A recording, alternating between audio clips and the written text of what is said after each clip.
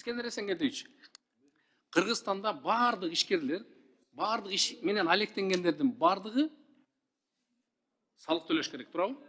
Албетте. Бирок кээ бир учурларда салыктан биз бошотобуз, туурабы? Ооба. Бир көйгөй жаралткан жерлерде, мисалы үчүн жеке мектептерде, туурабы? Салык төлөбөйт да бүгүнкү күндө. Азыркы күндө салыктын көбүнөн бошотулган. Көбүнөн бошотулган. Эми караңыздар, ал эмне үчүн бошотулган? Эмне үчүн дегенде, ошол убагында мектептер жетишпегендиктен ошол жеке ишкерлерге мүмкүнчүлүк берген, туурабы? Эми азыр мен сиздерге сунуш кылат элем. Урматтуу салык кызматынын кызматкерлери, сиздерге дагы да.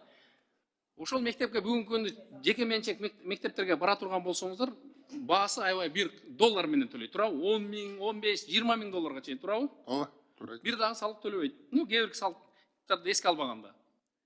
Бирок ал жерге барсаңыз, майыптуулуу балдарды албайт. Колунда жок семьяга аны кыскартып жардам берилбейт.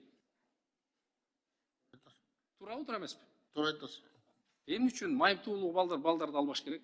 Жеңилдетиш керек. 10%га 20% төлөй турган. Мен салык кызматына сиздерге ушул жерден тапшырма берем. Сиздер жеке менчик ошол мектептерди, жанагы 10 миң, 20 миң доллар алган мектептерди барып, сиздер бир текшерип бериңиздер. Эгерде мен айткан балдар боло турган болсо, аларды бошотуш керек, туура.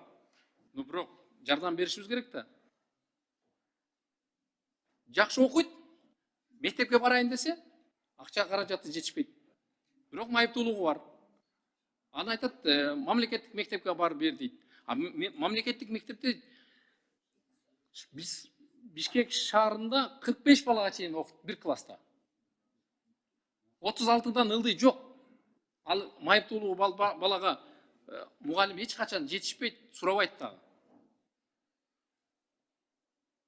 Ошон үчүн сиздерге тапшырма, урматтуу салык кызматынын барып көрсөңүздөр, эгерде ошондойлор боло турган болсо бошотулсун. Мен эгерде жок боло турган болсо, алар салык төлөш керек бүгүнкү күндө.